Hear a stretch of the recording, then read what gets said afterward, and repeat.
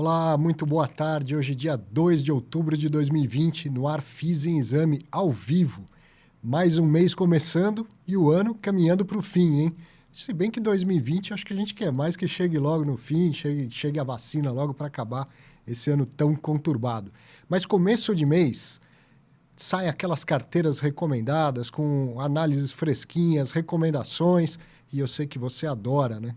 Então hoje a gente vai aproveitar para bater um papo com o analista de fundos imobiliários do BTG Pactual Digital, o Daniel Marinelli, que vai falar não só da carteira recomendada, a gente vai mostrar, eu sei que você quer ver, mas também é importante a gente conhecer o analista, saber como ele analisa, como ele raciocina, quais os segmentos que ele está olhando, né, com mais atenção, seja aqueles que ele acredita que vão melhorar ou os que vão ficar meio de lado. Enfim, vamos bater um papo para entender como ele chega às decisões dele. Assim você também aprende a tomar suas próprias decisões.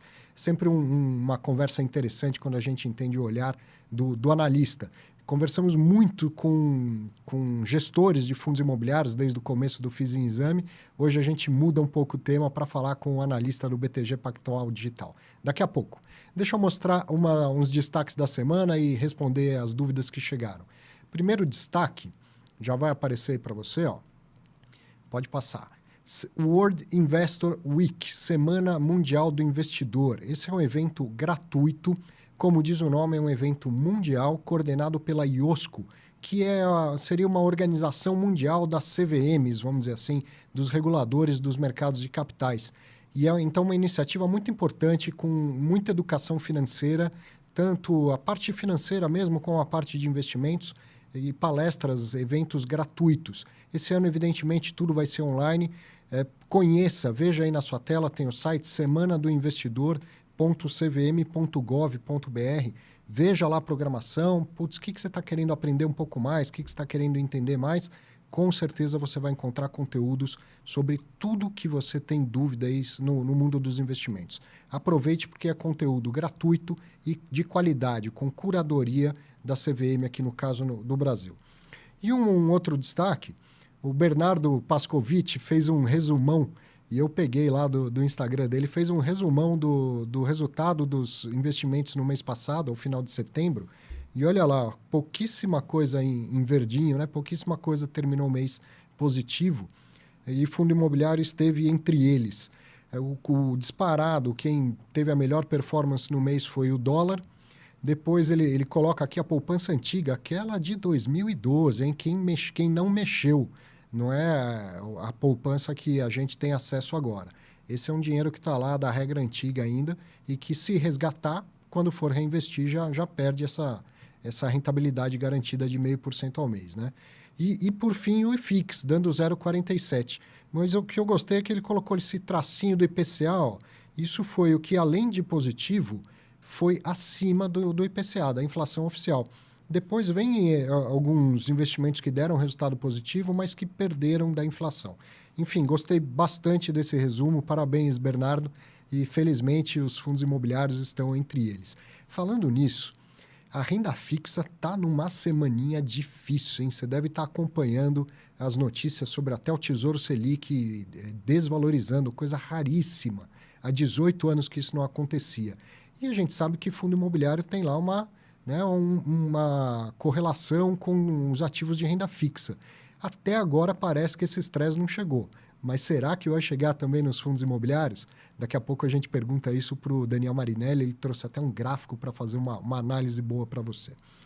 Vou responder algumas perguntas que chegaram e mande sempre as suas perguntas. É um prazer ter essa oportunidade de bater um papo e de tirar suas dúvidas. Chegou uma aqui, ó.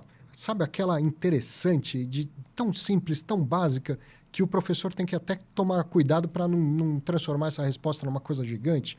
Olha o que o Enoque Lopes de Almeida perguntou. O que é realmente o fundo imobiliário? Enoque, um fundo imobiliário é um investimento coletivo, conjunto. Tem lá um monte de gente, em alguns casos centenas de milhares de investidores, que se reúnem num investimento coletivo, tá? Falando tecnicamente um condomínio de investidores. Então, cada um entra lá com um pouco de dinheiro, o fundo em si fica com um monte de dinheiro e um gestor profissional vai fazer os investimentos em nome dos cotistas do fundo. Vai investir em quê, no caso de um fundo imobiliário? obviamente em imóveis, mas em empreendimentos imobiliários. É assim que a CVM chama, porque além dos imóveis propriamente dito, ele pode ter uma série de títulos e valores imobiliários que façam com que ele chegue no imóvel indiretamente. Por exemplo, tem muito CRI, Certificado de Recebível Imobiliário, que é um título de renda fixa, mas com lastro sempre numa operação do mercado imobiliário.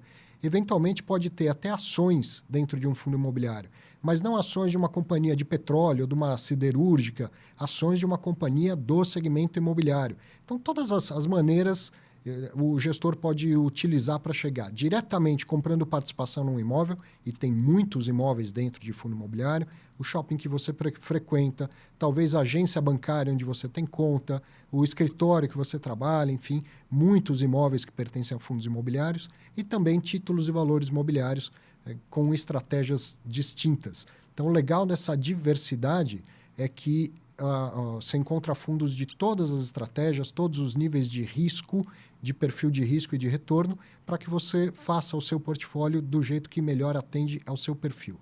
E só para terminar essa resposta e não deixá-la tão longa, então é um conjunto de investidores, põe dinheiro lá, o gestor compra os ativos imobiliários em nome dos cotistas, e aí esses ativos vão gerar receita. Pode ser aluguel, pode ser lucro com venda de ativos, pode ser juros de um CRI, pode ser dividendo de ações, assim por diante. E essa receita é do fundo, ele apura o lucro, tira os custos, apura o lucro e distribui para os cotistas o lucro líquido em forma de rendimento. E na maioria das vezes isso é feito todos os meses em dinheiro. E aí eu já passo para a segunda pergunta, que quem mandou foi o Sérgio Feliciano. Olha a pergunta dele, ó. Os rendimentos recebidos são reinvestidos automaticamente? Não, Sérgio. Os rendimentos são pagos em dinheiro, depositados na conta, na sua conta, na corretora por onde você comprou e está guardando essas cotas.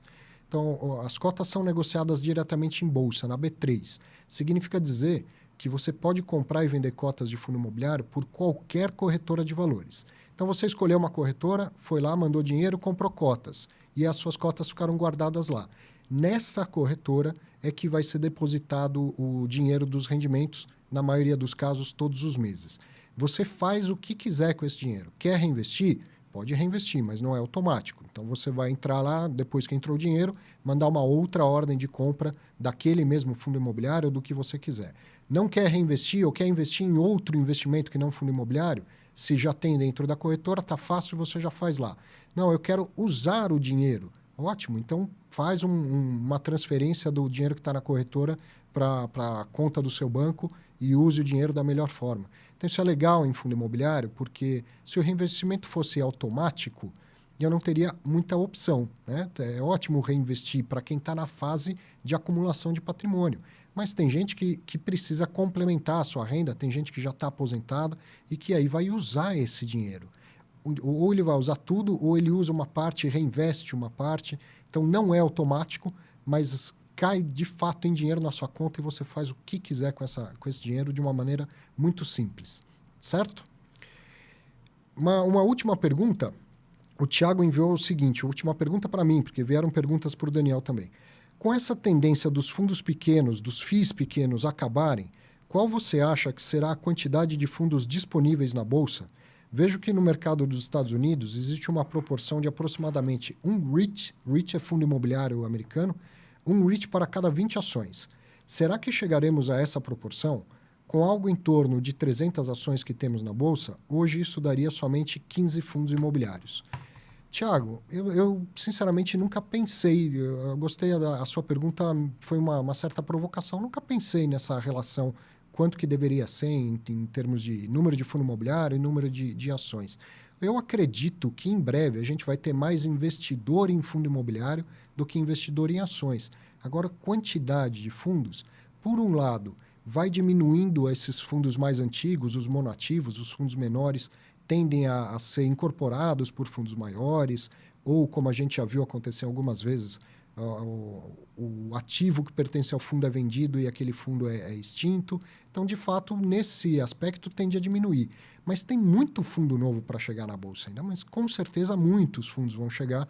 Enquanto a gente tiver uma taxa de juros baixa, o mercado fica muito propício para a gente ter fundos, inclusive, de outros segmentos que ainda não estão disponíveis na Bolsa. E o mesmo vai acontecer com o mercado de ações. Você fez uma comparação, né, de REITs com ações nos Estados Unidos e listou bem que aqui no Brasil a gente tem 300 ações. Mas esse número vem crescendo bastante também. Está tendo IPO de novas companhias chegando à Bolsa com muita frequência. 2, 3 por semana até nessa fase que a gente está vivendo, né? Então, eu realmente não sei te dar uma resposta, mas acredito que o número de fundos imobiliários ainda tende a crescer. Apesar de concordar que muitos vão deixar de existir, acho que a gente ainda vai ter mais fundo imobiliário e também muito mais ação listada em bolsa. Certo? Não consigo te dar uma resposta concreta, mas gostei da provocação, gostei da reflexão. Bom, vamos bater um papo com o Daniel, que já está nos esperando. O Daniel não veio até o estúdio, mas está em casa, Daniel? Estou em casa aqui, fazendo home office, Arthur. De qualquer maneira, seja muito bem-vindo ao Fiz em Exame e obrigado pela disponibilidade para bater um papo aqui com a gente. Obrigado, Arthur. Boa tarde a todos. É um prazer estar aqui com vocês. Agradeço também o convite da Exame e o seu convite, Arthur. Um prazer. E tenho certeza que quem está assistindo lá do outro lado já está pensando na carteira recomendada, né? Eu sei que é o que todo mundo quer ver. A gente vai falar dela mais para frente, né, Daniel? Antes eu queria que você se apresentasse, falasse um pouco da sua trajetória no mercado financeiro, como foi parar nessa posição de analista de fundo imobiliário, que ainda é rara, né? Tem poucos analistas. E o seu contato com esse mercado, assim, o quanto o fundo imobiliário te chama a atenção? Maravilha, vamos lá. Eu sou economista por formação, né? Formei em Ciências Econômicas, e toda a minha carreira profissional até hoje foi focada em research sell-side, focado em fundos imobiliários, né? Então, é muito especial esse segmento para mim, foi onde eu comecei a minha carreira, e sigo até hoje e não vou parar, não gosto muito do setor, e tem muito ainda para crescer, né, Arthur? Acho que ele é um segmento ainda muito incipiente no Brasil, a gente tem só 27 anos, né? A lei dos fundos imobiliários foi criada ali em 1993, temos muito chão para buscar e é um setor que, sendo muito sincero, eu nunca pensei, assim, quando eu estava na faculdade, nunca pensei realmente em focar em fundos imobiliários, até desconheci um pouco sobre o mercado. Chegando e descobrindo os movimentos, né, entendendo um pouquinho sobre o mercado, sobre o fundo imobiliário, fui me apaixonando cada vez mais e hoje sigo nessa carreira e não vou parar, quero continuar nesse segmento por muitos anos. É um mercado apaixonante mesmo. Você já tinha pensado sobre essa pergunta que o Thiago fez, assim, uma relação de fundos imobiliários com ações? É de se esperar que tenha sempre mais ação do que fundo imobiliário, será? Não, é uma excelente pergunta, Arthur. Eu nunca parei para pensar também. E realmente, o que a gente tem visto, e muito bem pontuado por você Thiago. pela pessoa que mandou a pergunta, pelo Thiago, o que a gente tem visto, pelo menos nos últimos anos, nos últimos meses, é a incorporação de fundos menores, né, monativos, que a gente tem bastante aqui no Brasil, sobretudo lajes corporativas, em fundos maiores, né? E eu acho que essa é uma tendência que vai continuar acontecendo, pelo menos pelos próximos anos. E aí o que a gente vê, na verdade, não é nem essa relação. O que a gente acaba vendo, por exemplo, os REITs lá nos Estados Unidos, se não me engano, são 220 fundos negociados em bolsa. Aqui são 269, ou seja, a gente tem mais fundo negociado aqui do que lá. Pode significar essa questão de a gente ter muito monativo? Pode ser, mas eu concordo com você. Acho que ainda a gente está crescendo. Acredito que vão vir novos fundos imobiliários, que eventualmente também vão incorporar esses monativos. Se eu fosse assim, prever algo, a minha expectativa é que esse número ainda vai crescer, pelo menos no médio prazo. Deixa eu aproveitar, a gente está falando aqui da pergunta que foi enviada pelo Thiago, muita gente envia pergunta, e dessa vez, quando eu avisei, vem o Daniel Marinelli, do BTG Pactual Digital, chegou um monte de perguntas sobre os próprios fundos que são administrados ou geridos pelo BTG. Explica para quem não sabe a diferença do analista para o gestor e a história do Chinese Wall, Daniel. São áreas bem separadas, né? Maravilha, exatamente. Então, para você que não conhece um pouco da estrutura exatamente do research com uma gestão, é o seguinte, né? A gestão é o gestor, né? São as pessoas que vão gerir aquele fundo, né? A gente pode pegar, por exemplo, um fundo de tijolo. É a pessoa, é um indivíduo que vai fazer as alocações, né? Vai pegar os recursos de caixa, vai comprar novos ativos, vai se eventualmente sair algum locatário daquele empreendimento. É ele que vai buscar novos locatários, né? Ele vai prospectar novos inquilinos, ele vai gerir o fundo, né? Esse é o gestor, né? O analista, né, de research, ele não tem nada a ver com aquele fundo, né? Por mais que a gente faça parte da mesma holding dentro do BTG, você tem a gestora, que faz todo o trabalho de gestão, e eu estou totalmente fora desse mundo, né? Eu sou um analista que faço análise dos fundos imobiliários, né? Dentro dessa separação, existe o Chinese Wall, que você muito bem pontuou, né? Essas áreas não se conversam, né? Lógico, a gente conversa com todos os fundos imobiliários, todos os gestores de fundos imobiliários, para entender o racional de cada gestor. Mas uma coisa é uma coisa e outra coisa é outra coisa. As coisas não se juntam, né? Isso é muito importante porque você alinha, né, o conflito, não tem nenhum conflito de interesse, a gente alinha todos os interesses. E é muito importante essa estrutura porque separa as áreas. Mas você falou um negócio interessante, né? Faz parte da rotina do analista conversar com gestores do mercado todo, né? Você não analisa simplesmente o que é o dado público, assim, a demonstração financeira ou o relatório gerencial. Você passa a mão no telefone mesmo e tem um contato próximo com as gestoras em geral, né? Exato, e é muito importante esse tipo de contato, né, Arthur? Porque eu acho que dentre os pilares de você analisar um fundo imobiliário, certamente um deles é entender a gestão, né? Porque no final do dia você está dando o seu recurso, né? Você está alocando uma parte do seu patrimônio para um gestor fazer as alocações. Claro, separando aqui ativos com gestão ativa e gestão passiva. Eu estou falando aqui dos ativos de gestão ativa. Então, entender o racional do gestor, entender um pouquinho como é que é feito o comitê de investimento daquele fundo, né? Se a gente estiver conversando, por exemplo, de fundos, como é que é feita a análise, né? Qual que é o racional, qual que é o comitê de investimento dos gestores que gerem aquele fundo imobiliário? Eles votam, como é que eles votam? Qual que são as tranches que eles precisam passar? Então, entender esse tipo de racional do gestor é imprescindível, né? Um outro exemplo aqui, os gestores de fundos de CRI, né, dos recebíveis. Uhum.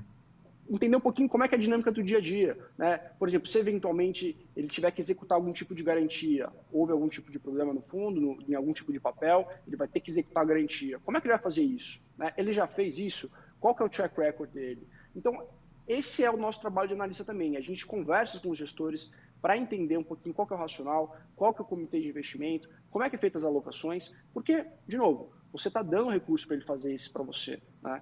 Então, análise de gestão faz parte do nosso dia a dia dos analistas. E aí você, que não está fazendo a gestão, mas você sabe da responsabilidade do seu trabalho, porque muita gente vai se apoiar na sua análise para tomar a decisão de alocar o próprio dinheiro, né? Então, por isso, esse cuidado todo antes de dar uma recomendação de compra ou de venda de um ativo, né? Perfeito, exatamente. A gente tem que ter essa segurança, né? A gente gosta de conversar com o gestor para entender o racional, né? Não é só a nossa análise que a gente leva em consideração. A gente vai lá, vê o portfólio, entende os ativos, onde eles estão localizados, faz análise de crédito dos locatários. Entender a gestão daquele fundo é imprescindível, né? Faz parte do pilar para fazer uma boa análise e a gente tem que ter essa segurança, né? A gente passa as recomendações. Então, e aí quando a gente fala, por exemplo, das corretoras, dos bancos, todas essas corretoras e esses bancos têm que ter essa segurança, né? A gente está fazendo recomendações de investimentos para as pessoas físicas, né? E isso é muito sério, né? A gente quer estar seguro nas nossas análises, porque a gente está mexendo com o patrimônio das pessoas, né? Então, certamente, as análises têm que ser feitas com diligência. Exatamente. Você comentou sobre FOF até quando eu estava dando o seu exemplo, e eu vou aproveitar então, a Ana enviou uma pergunta para você, e ela foi justamente essa, ela disse assim, olha, fale sobre FOF, vale a pena ter FOF? Eu sei que tem um pouquinho de FOF na sua carteira recomendada, então já sei a sua resposta, mas queria saber como que você enxerga FOF num portfólio e qual a importância deles. Maravilha. Eu acho que FOF é um excelente veículo dentro dos fundos imobiliários, principalmente para as pessoas que estão começando agora e para as pessoas que querem ter apenas um tipo de exposição, não, eu quero ter apenas um veículo, quero ter apenas um ativo dentro dos fundos imobiliários, né? FOF é excelente para esse tipo de investidor. Por quê? Porque, primeiro, e aí eu acho que pode falar de uma forma global, existem 3 grandes características do FOF, né? A primeira delas é a diversificação, né? Com um fundo, né, um veículo só, você consegue ter uma diversificação bastante substancial. Por quê? Porque quando você compra aquele FOF, né, você compra um ativo, esse ativo ele vai estar diversificado na carteira do FOF, né? E o FOF vai investir em diferentes segmentos. Ele vai investir em lajes corporativas, ele vai investir em galpões logísticos, ele vai investir em shopping center, ele vai investir em fundos de CRI. Então, você consegue, com apenas um ativo, ter uma diversificação bastante relevante e você, enfim, consegue mitigar grande parte dos riscos, né? De vacância, de crédito. Então, isso é muito importante. O segundo ponto, que é bem legal a gente mencionar, é a questão da gestão profissional, né? Os FOFs têm uma gestão profissional.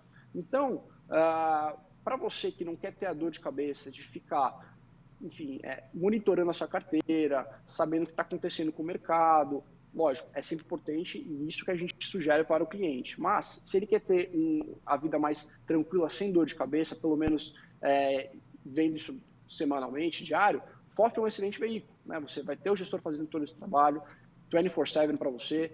Então, nesse tipo de característica é muito importante também, que é o segundo ponto. E para finalizar, qual que é a outra característica muito importante, Arthur? É a questão da possibilidade de ofertas restritas, chama que são as ofertas CVM 476. Né? Essas ofertas, elas não estão disponíveis para o investidor em geral. Né? Por meio dos FOFs, que são investidores institucionais, né, profissionais, eles podem investir nessas 476, né, nessas ofertas restritas. Então, você que é um investidor em geral, investindo no FOF, você vai ter a possibilidade de também ter acesso a essas ofertas. Né? Muito legal e é importante a gente citar esse tipo de característica também, né, que são basicamente as 3 grandes características. E aí, só para finalizar, a gente tem realmente no nosso portfólio, a gente gosta de FOF, e por muito tempo, né, e eu acho que vendo um pouquinho dos últimos meses, principalmente quando a crise começou, alguns FOFs tinham dinheiro em caixa, né? Então, esses FOFs eles conseguiam, nesse momento, fazer boas alocações com preços atrativos, né? Então, a posição que, por exemplo, a gente tem hoje é uma posição muito... É uma estratégia tática naquele momento que a gente entrou e o fundo vem fazendo ótimas alocações. Né? Então, ter FOF dentro de uma carteira ele é muito bom também, porque além dessas características que eu te falei, você consegue, eventualmente, surfar algum tipo de oportunidade, como a gente surfou na crise. Né? FOFs com caixa que fizeram boas alocações. E para quem está assistindo, se por acaso não sabe o que é um FOF, é um Fund of Funds, ou seja, um fundo de fundos, né? Um fundo imobiliário que só compra cotas de outros fundos. Mas, Daniel, ainda no assunto, tem muitos FOFs, tem muitos fundos de fundos. Como que diferencia, como que analisa? Por exemplo, pensando em perfis, alguém mais arrojado, alguém mais conservador. Tem fundos com perfis bem diferentes que podem atender a esses perfis também, né? Exato, né? Eu acho que você nunca vai... Eu falei um pouquinho sobre a gestão profissional, de você não ter a dor de cabeça, mas você, investidor, sempre vai ter que entender qual que é o fundo que você está investindo, por mais que seja fundo de fundos. Né? Porque, muito bem ser colocado, existem cabeças diferentes, racionais diferentes, times diferentes. Né? Então, você entender um pouquinho, né, sobre a gestão daquele fundo é imprescindível. Abre lá o relatório gerencial, lê quais foram os comentários do gestor, entende qual é a carteira que está alocada, né?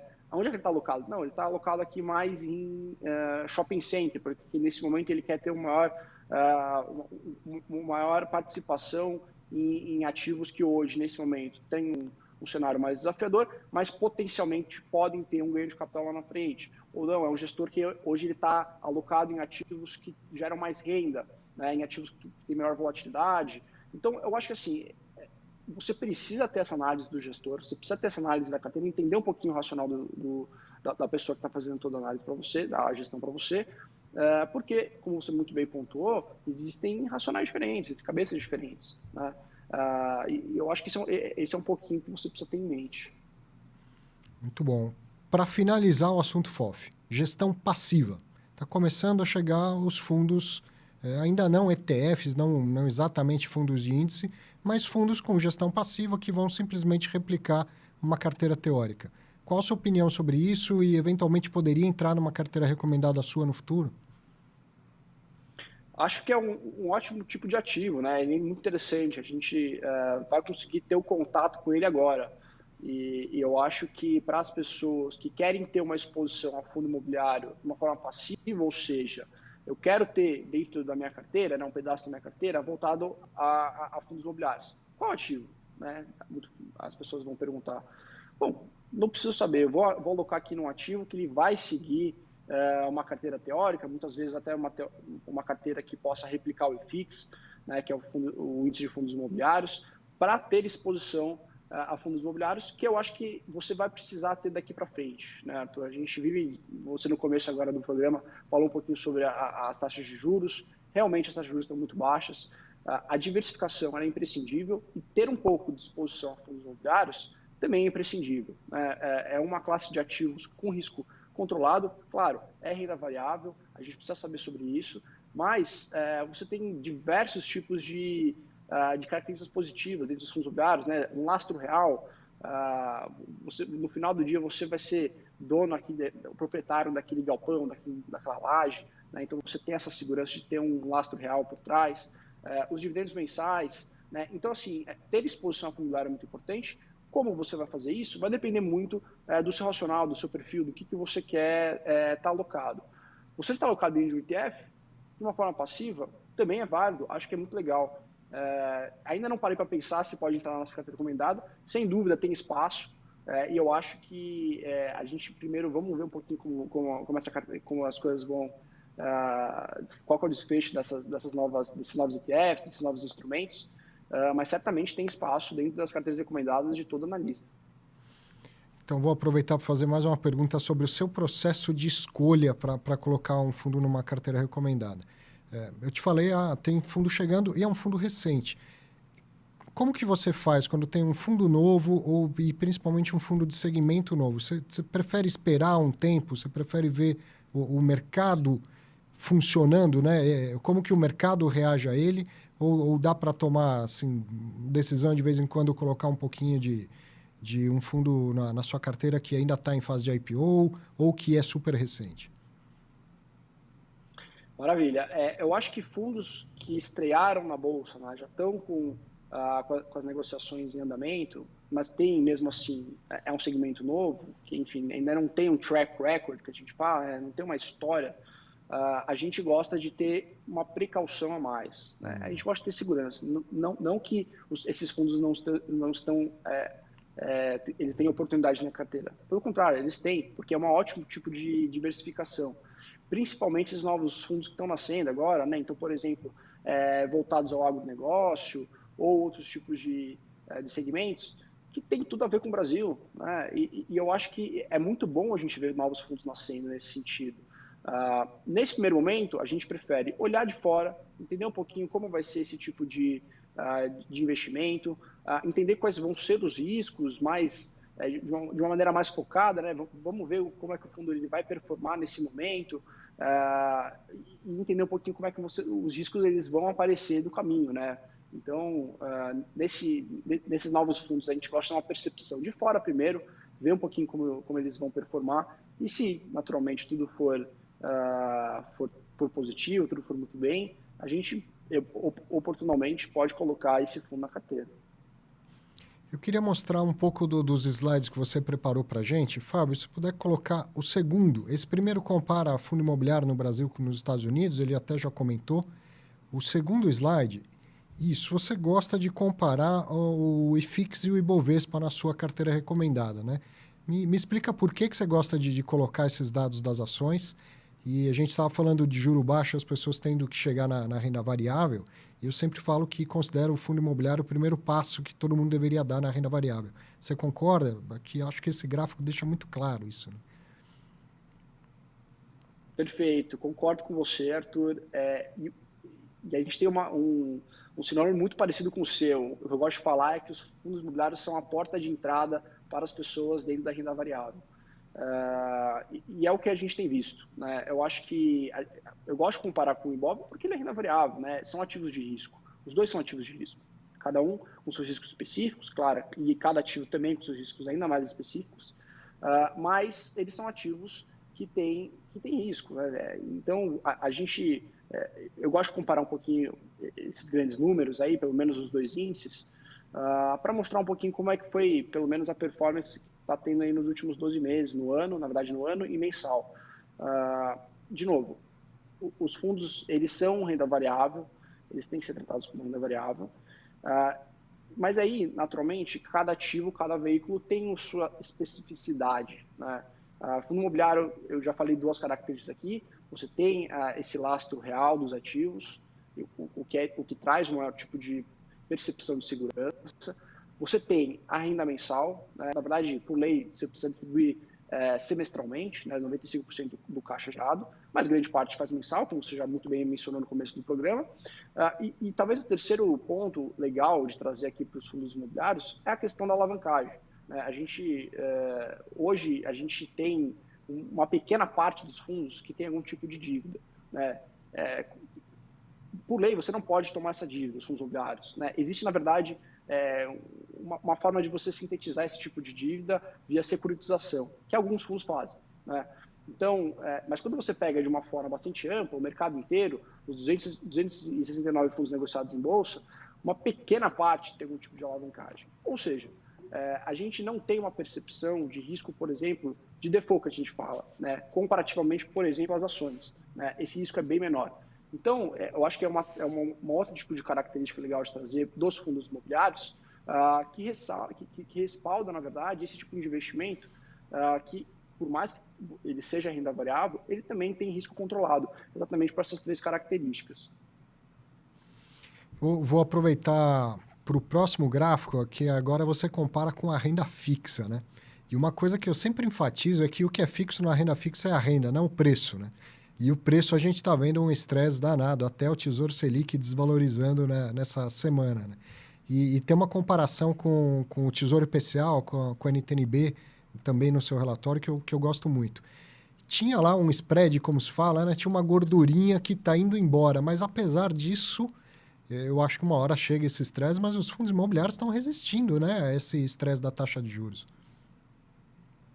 Eles estão resistindo, principalmente nos últimos 2 meses, né? A bolsa teve queda consecutiva nesses últimos 2 meses. O IFIX, por outro lado, subiu nesses últimos 2 meses, indo um pouquinho contra aí, o contrapé do mercado e com as notícias do mercado, né? O que a gente tem visto é uma situação de estresse da curva de juros, né? Principalmente por conta de uma deteriorização das contas fiscais, né? A gente tem alguma preocupação com as contas fiscais do Brasil e essa preocupação, Arthur, ela impacta a curva longa de juros, né? Uma das variáveis que impacta a curva longa de juros. E ela tem grande relação com os fundos imobiliários, negativo, né? Então, quando a NTNB ela sobe, os fundos imobiliários caem, né? E vice-versa.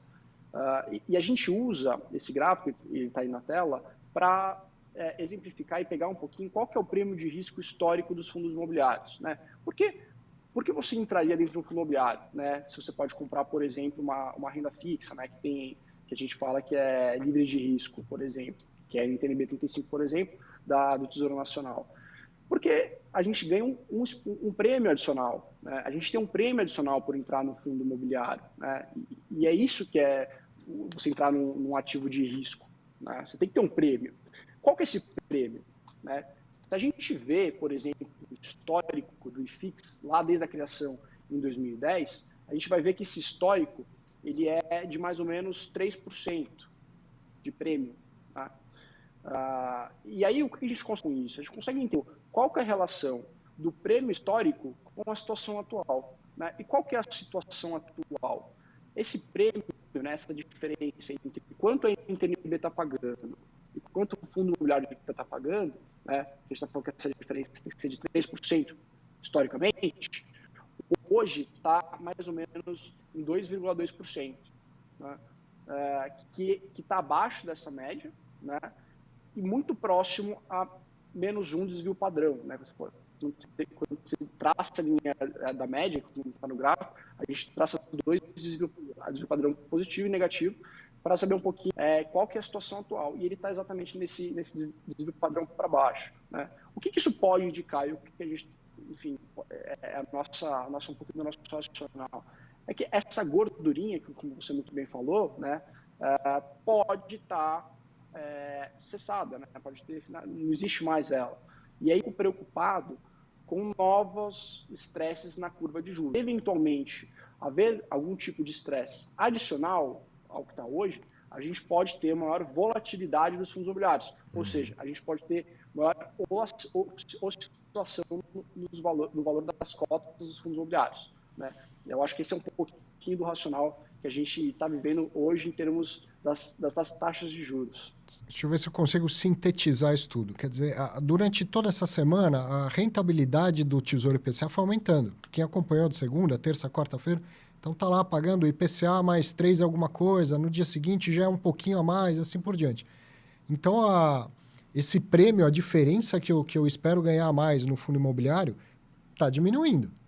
Vai chegar em algum momento em que as pessoas vão preferir comprar um Tesouro IPCA do que um fundo imobiliário, a menos que a rentabilidade esperada do fundo imobiliário aumente. E para isso acontecer, a cota precisa diminuir. Tá certo esse raciocínio? Exatamente, Arthur. É esse raciocínio que a gente pensa aqui, que a gente tem exatamente esse raciocínio. A gente pode ver, se houver algum estresse adicional, ou seja, houver uma taxa da NTNB ela subir cada vez mais, a gente vai ter que ver o valor das cotas dos fundos imobiliários caírem, né, um ajuste, para exatamente, né, esse prêmio, exato, ajuste para esse prêmio permanecer um pouquinho do que a gente vê historicamente, que está em 3%, que é em 3%. E para o pessoal já mais avançado um pouco na análise, por que você gosta de comparar com a NTNB 2035, Daniel? A gente compara com a 35, primeiro porque a gente está pegando um cupom real, né, uma taxa de juros real, que é a NTNB 35, mais ou menos de 10 anos, né, na verdade de 15 anos, mas muito próximo com um ciclo imobiliário, né, que é mais ou menos de 10 anos também. Então, a gente está pegando vencimentos muito próximos um do outro. A gente está fazendo essa comparação com vencimentos próximos um do outro. É mais ou menos essa ideia, né? Como o ciclo imobiliário ele é um ciclo longo, a gente gosta de pegar títulos com um vencimento maior, né? Perto de 10%, de 10 anos, desculpa. Eu também acho mais adequado, não tem certo e errado, na verdade, mas eu acho mais adequado usar um título mais longo. E eu gosto que você usa um que é disponível para qualquer um conseguir olhar no Tesouro Direto. Isso é legal também. Porque às vezes eu vejo comparações com títulos que se você não sabe, você que está assistindo, no Tesouro Direto, você vê lá aqueles mesmos vencimentos sempre, 2026, 2030, 2040, mas tem vencimento para praticamente todos os anos que não estão disponibilizados no Tesouro Direto. O Daniel, que é um profissional, ele tem acesso, ele pega uma plataforma lá, ele vê o quanto que está a precificação de qualquer título, de qualquer vencimento. Mas não seria replicável para uma pessoa comum que só tem o Tesouro Direto como fonte de consulta de preço, né? Então, acho legal também que o Daniel use essa 2035, porque você, o investidor comum, consegue acompanhar também o que está acontecendo com o título e ir fazendo essa conta ao longo do tempo, replicando esse raciocínio ao longo do tempo, né? Exatamente, Arthur. Eu acho que esse é um ponto positivo também. Vamos falar um pouco de carteira, senão daqui a pouco quem está assistindo vai ficar bravo comigo. Cadê a carteira recomendada aí do Daniel? Tem um slide, o próximo, que primeiro a gente separou por segmentos. E aí dá para ver que recebíveis tem um peso grande agora, né, na carteira de outubro. Essa carteira que ele soltou hoje, dia 2 de outubro, né, Daniel? Foi no dia 1, na verdade. No dia 1. Mas está fresquinha, né? Acabou de sair do forno. Está fresquinha. Tem 28% de recebíveis.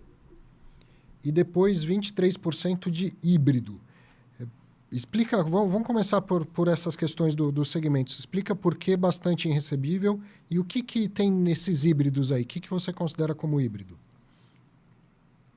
Vamos lá. Então, a nossa principal alocação, né, do mês é basicamente os fundos recebíveis. Uhum. A gente gosta dos recebíveis, principalmente nesse momento, porque eles acabam trazendo uma boa renda, né, uma renda mensal, associada a uma menor volatilidade, né? Eles deveriam ter, de uma maneira bastante racional, uma volatilidade menor, dado que, enfim, os papéis eles são marcados a mercado e isso deveria, enfim, estar muito próximo ali de uma análise entre valor de mercado e valor patrimonial.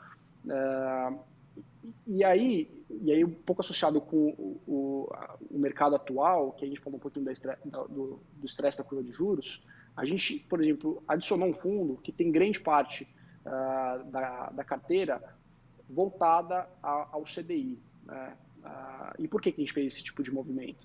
Porque, basicamente, a gente quer captar dois movimentos. O primeiro deles é trazer uma carteira mais defensiva nesse momento, quando a gente tem as taxas de juros oscilando bastante, né, esse momento de incerteza, tanto fiscal que a gente está vivendo, mas também até um cenário externo bastante incerto, eleições americanas acontecendo. Então, nesse momento, a gente quer colocar um fundo defensivo que pode, eventualmente, se beneficiar aí, de algum estresse na curva de juros. E exatamente o segundo ponto é vinculado a esse. Como a gente está hoje num cenário de taxa de juros, né? A gente pode pegar a Selic na mínima histórica, e aqui um pouco racional da gente é que a gente tá no low, né? Tá no bottom, a gente não entende que vão haver novas quedas eventualmente, né? Pode haver uma nova queda, mas a gente está muito no low. E aí a gente pode capturar, né, movimentos positivos na taxa de juros no médio e longo prazo, com esse tipo de fundo, né, que grande parte da carteira é indexado ao CDI. Né? Então, eu acho que esse é um pouquinho o racional da gente, que a gente pensou para o fundo, trazer um pouco mais de menor volatilidade para a carteira, mais defensivo, e se eventualmente tiver algum estresse na curva de juros, ou eventualmente houver algum tipo de aumento na taxa Selic no médio a longo prazo, eventualmente está no curto. O curto a gente entende que não vai acontecer, mas no médio e longo prazo certamente pode acontecer. A gente vai conseguir capturar esse aumento de taxa Selic. Né? Então, esse é um pouquinho do nosso racional. E aí, antes de você falar dos híbridos, eu vou aproveitar para te encaminhar uma segunda pergunta que foi enviada pelo Ivango Luiz. Ele perguntou o que esperar dos FIIs de crise em 2021. Acho que tem muito a ver com esse racional todo que você desenvolveu, né? Que é pensar no que pode ser a taxa de juros daqui para frente, né? Maravilha, né? Os fundos de CRI, o que aconteceu com os fundos de CRI nesse ano? Eu acho que a gente vamos dar um passo atrás, né? A gente viu, pelo menos desde o começo do ano, os dois principais indexadores caírem de uma forma bastante vertiginosa. Tanto o CDI veio caindo de maneira consecutiva desde o começo do ano, quanto a inflação, né? A gente pode pegar a IPCA como exemplo, também caiu, né? A projeção de inflação caiu desde o começo do ano. Isso impactou a taxa nominal de pagamento dos proventos desses fundos. Né? Então, o que a gente viu, se você pegar provavelmente um exemplo aqui de algum fundo do começo do ano, ele deve ter caído o rendimento dele que ele pagou em janeiro. Hoje, agora em outubro, deve estar pagando algo um pouco menor, exatamente por essa queda dos indexadores. Né? Olhando para frente, qual que é o nosso racional? É um pouquinho do que a gente já falou. Né? A gente entende que se houver algum tipo de novo estresse na curva de juros, ou um aumento na taxa Selic no médio ou longo prazo, a gente pode capturar esse aumento via alguns fundos que têm pelo menos a maior parte da carteira indexado ao CDI. Eu acho que esse é um pouquinho racional para os fundos de CRI.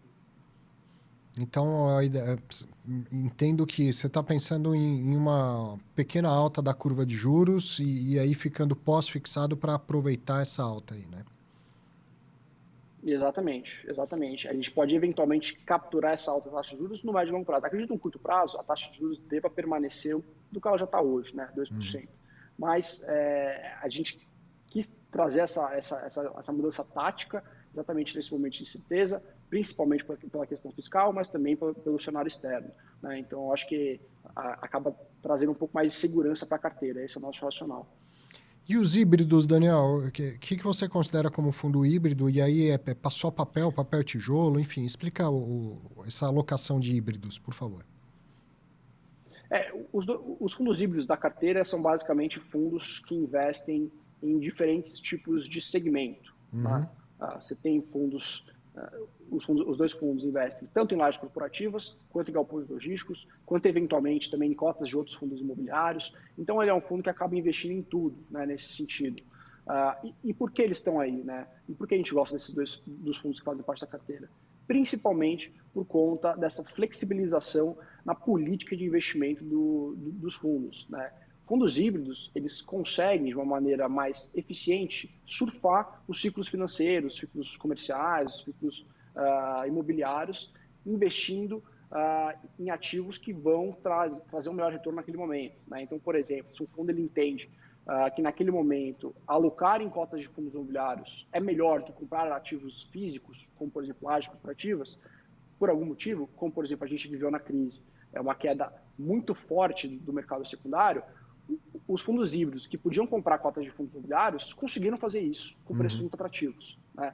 Então, essa política de investimento mais flexível faz com que os gestores consigam surfar de uma maneira mais eficiente esse ciclo. Né? E é por isso que a gente gosta dos fundos híbridos, especialmente dos que fazem parte da carteira. Depois vem galpões logísticos. E aí eu queria aproveitar, além de pedir para você explicar a sua exposição de 20% no segmento, eu particularmente, e eu não sou analista, é uma mera opinião, eu achava que boa parte dos fundos desse segmento estavam caros, mas eles caíram, né? Apesar do IFIX ter valorizado no mês passado, os fundos de logística deram uma corrigida no preço, né? Você concorda? Você acha que chegou a ficar caro ou você tem uma outra visão, dado o setor que está super demandado, né? Eu concordo com você, Arthur. Acho que o segmento de galpão logístico ele está mais caro relativamente aos outros segmentos. Né? E eu acho que essa é a grande questão. Quando você compara, por exemplo, com lajes corporativas ou shopping center, ele deve estar negociando hoje, mais ou menos, com um prêmio, sei lá, de 10% a 15% sobre o valor patrimonial, né, o valor de mercado. Enquanto os outros segmentos estão até negociando com desconto, né, 10%, 15%. Por quê? Porque os galpões logísticos eles acabaram se saindo melhor da crise. Né? Eu não gosto de falar que eles foram os campeões, porque eu acho que nenhum segmento foi campeão nessa crise, porque, enfim, tem uma crise acontecendo, uma recessão econômica acontecendo, mas eles saíram melhor. Né? Naturalmente, eu acho que você já deve ter falado um pouquinho isso aqui no programa, mas realmente o que aconteceu, né, principalmente aí com a aceleração do e-commerce, os investidores se sentem mais confortáveis em estar alocados em galpões logísticos, que é um pouco do nosso racional também, mas tudo é preço. Acaba sendo que você não dá para você comprar um fundo que ele tem excelentes ativos, né, uma excelente carteira, uma ótima gestão, por um preço muito caro. Né? Então, a gente precisa entender oportunidades. Né? E oportunidades acontecem pelo mercado de diferentes maneiras. Né? Pode ser uma emissão, pode ser algo que aconteceu no fundo, pode ser, enfim, N motivos que você pode entrar naquele fundo e capturar eventualmente esse upside aí dos galpões logísticos no futuro, né? Pode ser pela aceleração do e-commerce. Nesse primeiro momento, né, nesse curto prazo, você tem que ter a malha logística funcionando. Né? Nesse momento que a gente não pode ir direito para a rua, a gente precisa ter os produtos funcionando. Então, é um segmento que o investidor teve muito apreço nessa crise. Ele se valorizou bastante, negocia com prêmio em relação ao patrimonial e acima dos outros segmentos, mas existem ainda oportunidades. Né? Eu acho que, diferentemente daquele momento pós-crise rápido, ali já em março, comecinho da crise, em que você não precisava fazer uma análise tão aprofundada para saber que os fundos naquele momento iam subir, porque realmente naquele momento os preços estavam bastante irracionais, né? Você pegava ali fundos que estavam negociando com alto desconto. Nesse momento, a gente vai precisar fazer uma análise muito mais aprofundada, entender quais são os ativos que têm oportunidade no longo prazo. Né? Então, não estou falando que está fechado a compra de ativos de galpões logísticos, mas eles estão mais caros. Né? Você vai precisar fazer uma análise mais aprofundada para entender quais são as boas oportunidades. Exatamente. Depois vem lajes corporativas, né? E muita gente preocupado com o futuro das lajes corporativas, com home office. Você está aí fazendo da sua casa essa participação no Fiz em Exame. Como que você está enxergando isso? Assim, são vários fundos de lajes corporativas, né? Qual foi o seu critério para falar esse sim, esse não? O que você avaliou como importante para escolher um fundo de lajes corporativas? Maravilha. A gente gosta dos fundos de laje corporativa, especificamente, na verdade, os fundos voltados aqui em São Paulo, né, posicionados aqui em São Paulo, principalmente ativos com uma boa qualidade de tijolo, né, que a gente fala que é uma classificação AAA, né, de alto padrão, localizada aqui em São Paulo. Essa é a nossa preferência, né? Porque a gente entende que essas localidades, quando você faz uma análise ali microeconômica dessas regiões, você vê que não só a taxa de vacância está muito baixa, quanto quando você olha e faz uma projeção, por exemplo, de entrada de novos estoques, né, para os próximos 3 anos, ou seja, nova oferta entrando nos próximos 3 anos, é uma oferta bastante estável, comparativamente, por exemplo, com a crise que a gente viveu em 2015, 2016, 2017. Né? Naquele momento, a gente tinha um ciclo de oferta gigantesco acontecendo, né, de novas entregas. Nesse momento, e olhando para os próximos 3 anos, é mais ou menos 50% do que a gente viveu lá naquela crise. Então, a gente tem uma oferta muito restrita nesse sentido, né? Ela vai continuar subindo, mas de uma forma muito menor, muito mais desacelerada do que a gente viu da última crise. Né? Então, essas regiões têm uma taxa de vacância muito baixa, tem essa oferta estável, pelo menos, ou pelo menos não subindo tão forte para os próximos anos. Naturalmente, vai ter o impacto do home office, mas a gente entende que enfim, qual que é o grau desse impacto? Né? Eu acho que essa é a grande pergunta. Qual que é o grau desse impacto? A gente ainda não sabe, e eu acho que ninguém sabe ao certo.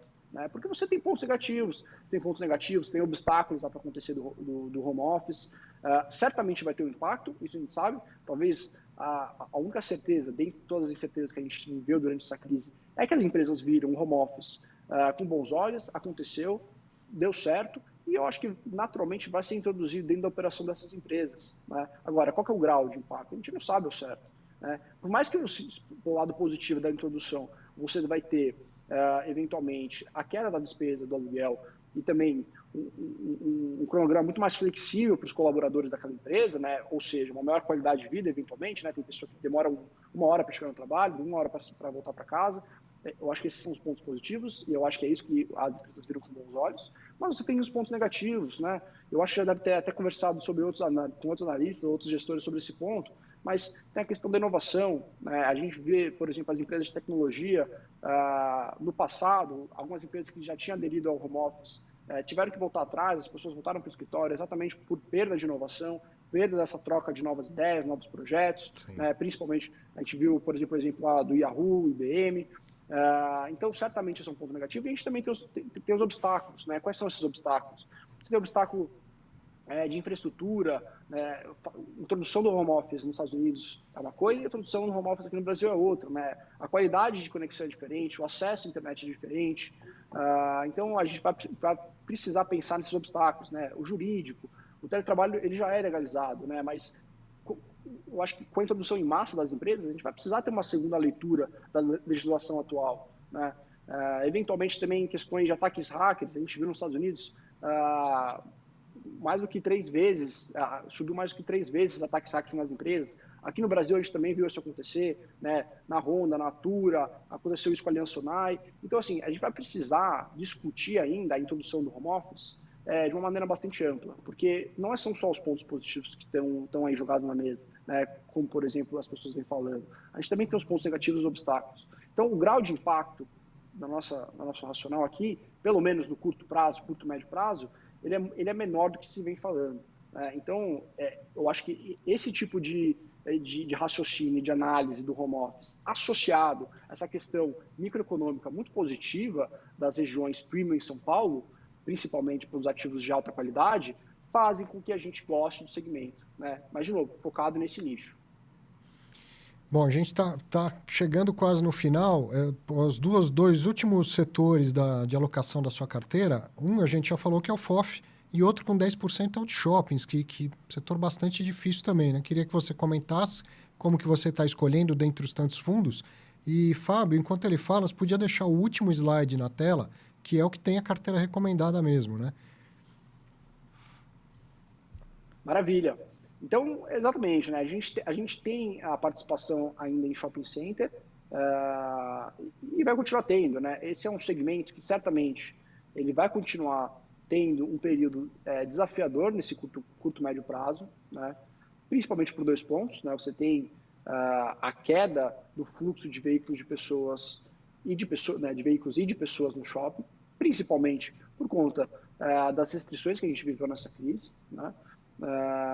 Naturalmente, nesse momento, você já tem 100% dos shoppings funcionando, né? As portas dos shoppings estão todas abertas, já de todos os shoppings do Brasil, mas a gente ainda tem restrições, né? Aqui em São Paulo, por exemplo, um shopping em média fica aberto 8 horas, já no Rio de Janeiro é 10. Então, a gente tem em regiões diferentes restrições. O que a gente tem visto ainda é que os shoppings não conseguem ter a mesma faturamento, né, venda de produtos como do pré-crise, né? Longe disso, acho que para a gente voltar naqueles níveis, a gente vai ainda ter um tempo para isso acontecer, pelo menos um ano e meio para isso voltar a acontecer nos níveis que a gente viveu no pré-crise.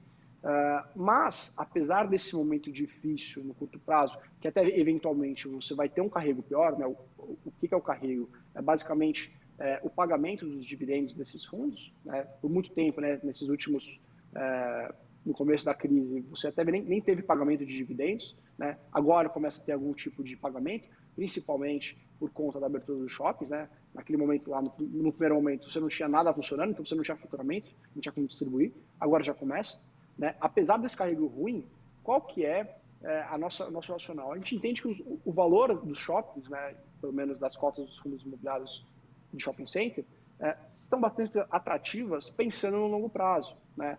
O valuation desses fundos estão muito atrativos, né? Então, por quê? Porque em algum momento a gente vai ter uma vacina, a gente vai voltar à normalidade, as pessoas vão voltar a frequentar o shopping vai voltar a ter algum tipo de faturamento muito próximo ou até igual o que a gente tinha no pré-crise, e as coisas vão se normalizar, né? Quando isso vai acontecer, eu acho que ninguém sabe, né? Estamos esperando para isso, quando é que isso vai acontecer. Agora, isso vai acontecer. Eu acho que isso é algo que deva acontecer, na verdade, espero que aconteça. Também Então, acho. pensando no longo prazo, daqui um ano e meio, certamente as coisas vão voltar ao normal e os shoppings vão voltar a ter a mesmo faturamento e, eventualmente, valorização no mercado secundário, né? E eu acho que esse é o grande racional de ter os fundos imobiliários na carteira. Um possível, né, um potencial ganho de capital lá na frente. Muito bom. O relatório com a carteira recomendada a gente pode disponibilizar? Sem dúvida, tá no site lá, é só entrar no btgpactualdigital.com, acessar a carteira, vocês podem disponibilizar também. É de graça, né? É só acessar lá e você vai conseguir acompanhá-la. Então, a gente vai facilitar a vida de quem está assistindo. Daqui a pouco a Carla Mamona vai redigir uma matéria sintetizando tudo né, essa quantidade de conteúdo que o Daniel trouxe. E aí, se possível, ela já disponibiliza na matéria que vai estar no site do Portal Exame. Daniel, uma última pergunta. Você falou de uma maneira muito clara, muito transparente sobre o seu processo de escolha, de tomada de decisão. Queria te perguntar sobre o seu processo de rejeição. O que é um fundo imobiliário que não entra na sua decisão de recomendação? Ou um segmento, pode ser, ou o que te faz olhar para um fundo imobiliário e falar não recomendo um fundo imobiliário com essa característica? Eu acho que não tem uma crítica específica, Arthur. Eu acho que é a junção, né? Eu acho que é uma junção de fatores que fazem com que a gente pense assim, esse fundo aqui não serve para a nossa carteira atual, né? E aqui são vários motivos, né? Você pode ter que um fundo, e eu já dei aqui até uma palhinha aqui, apesar do fundo, por exemplo, possa ter um ótimo portfólio, com uma ótima gestão, com crescimento no longo prazo, às vezes o preço está muito caro, né? Então, por mais que você tenha, por exemplo, um ótimo portfólio, o preço está caro, então talvez não valha a pena a gente introduzir nossa carteira recomendada, né? A gente prefere estar posicionado em outro ativo, que tem um risco-retorno melhor, né, que a gente fala. Então, eu acho que é uma soma de variáveis e de fatores que fazem com que a gente, enfim, não escolha um fundo, né? Eu acho que não tem um específico. Pode ser o preço, pode ser uma questão eventual de gestão, né? Pode ser eventualmente uma questão de algum ativo que a gente entende que ele está mal precificado, pode ser eventualmente uma questão da carteira como um todo, que a gente entende que não está muito compatível com o risco do fundo. Então, eu acho que é uma soma de fatores, eu não consigo selecionar aqui para você apenas um fator só. Muito bom, muito obrigado, Daniel. Espero que tenha sido só a primeira vez, hein? Vai ser sempre muito bem-vindo aqui no Fiz em Exame.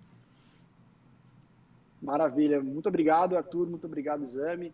Foi um prazer estar aqui com vocês e estamos de portas abertas aí para novos debates, novas entrevistas, enfim, estamos à disposição.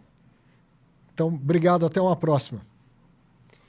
Para você também, meu muito obrigado. Obrigado a quem enviou perguntas. Se você ainda não enviou, manda a sua. Eu vou responder, vou encaminhar também para os nossos convidados. Agora, ó, sextou, aproveite a sua sexta-feira, aproveite muito bem o seu final de semana. Grande abraço para você, até a próxima semana.